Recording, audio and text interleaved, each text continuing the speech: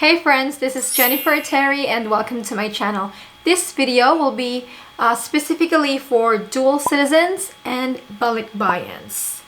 So this video will have information for dual citizens, balikbayans, the travel documents that you need when entering the Philippines, and we'll also talk about some information about the arrival and travel protocols in the Philippines. And before we proceed, please consider subscribing because I make travel updates in the Philippines if that is something you want to follow, and also consider liking this video.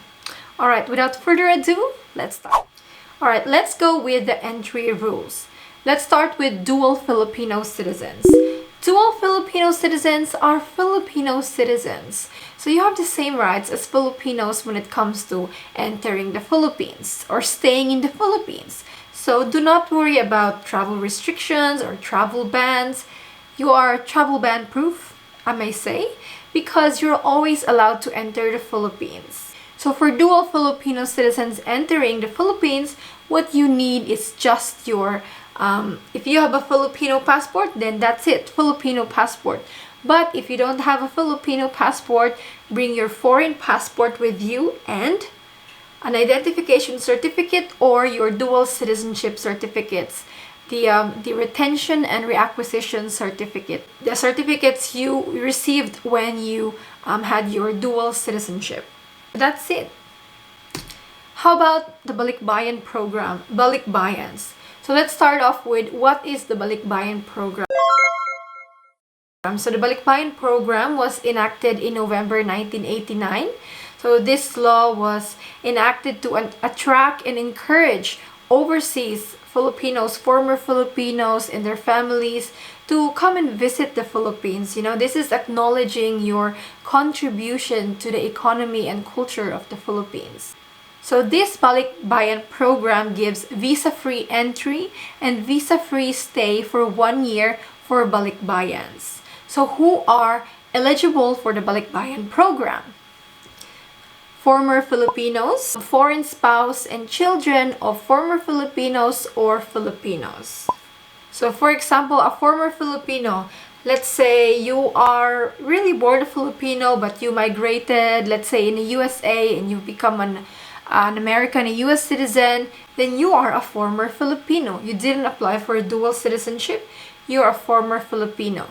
For example, you are also a balikbayan. If your spouse is a Filipino, then you are a balikbayan. You are a balikbayan if one of your parents or both of your parents are Filipinos or dual Filipino citizens or former Filipinos. Okay, even if you are an adult.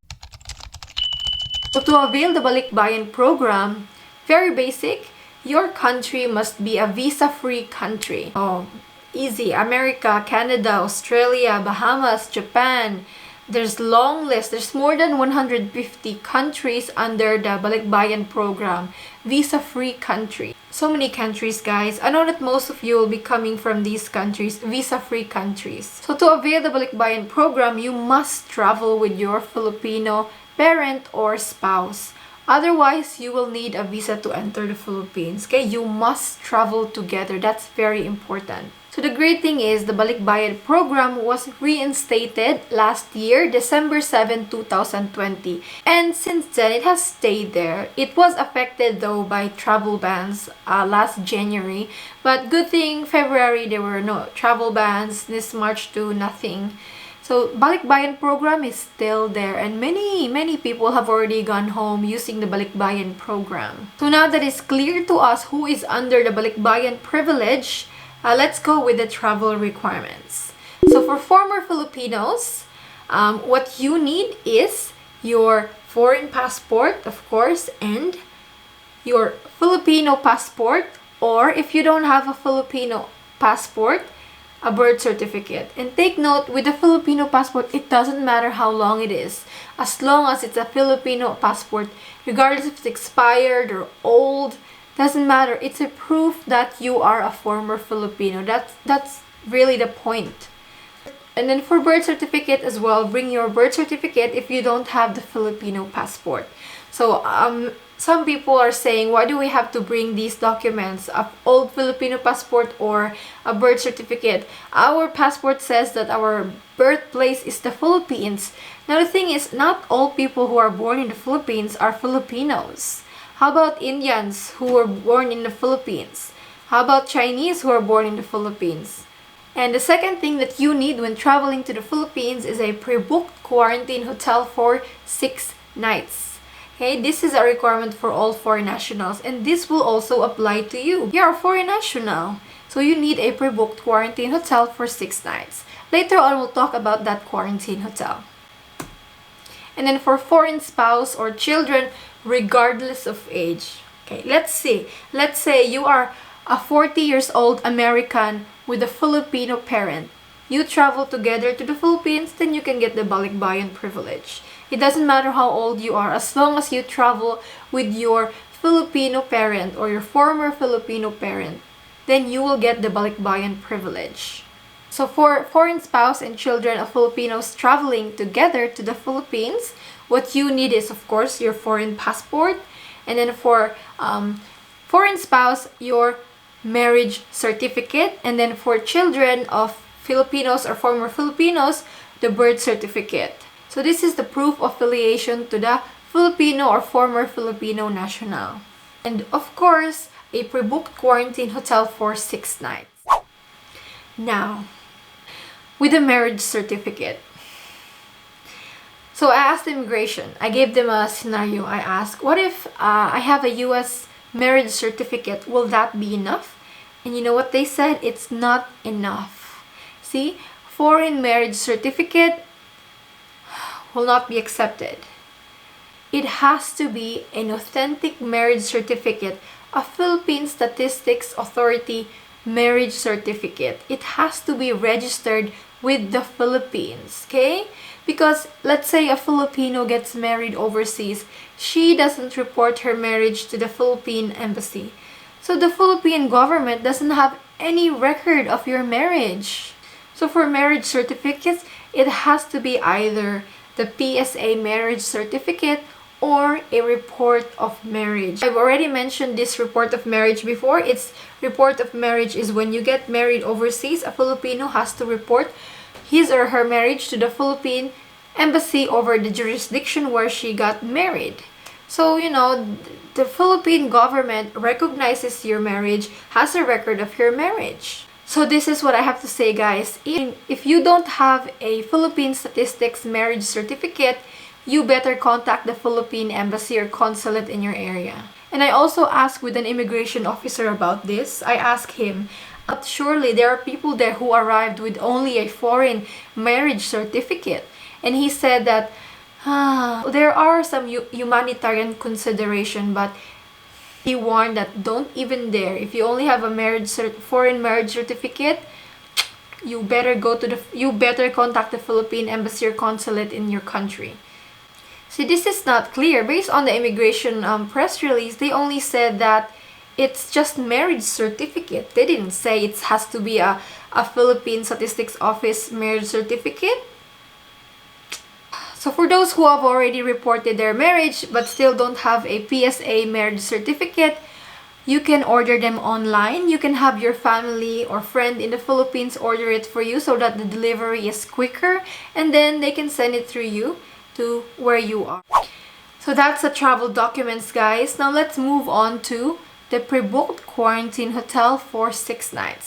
So with the pre-booking of hotel, the hotel has to be accredited by the Bureau of Quarantine. Okay, it's not like just any hotel that you want. The hotel is specific for quarantine only, and they have a list. So if you visit the Bureau of Quarantine website, you will find the complete list of all the hotels that is accredited for quarantine. There is a lot. There's more than, I think there's close to 400 quarantine hotels. Yes.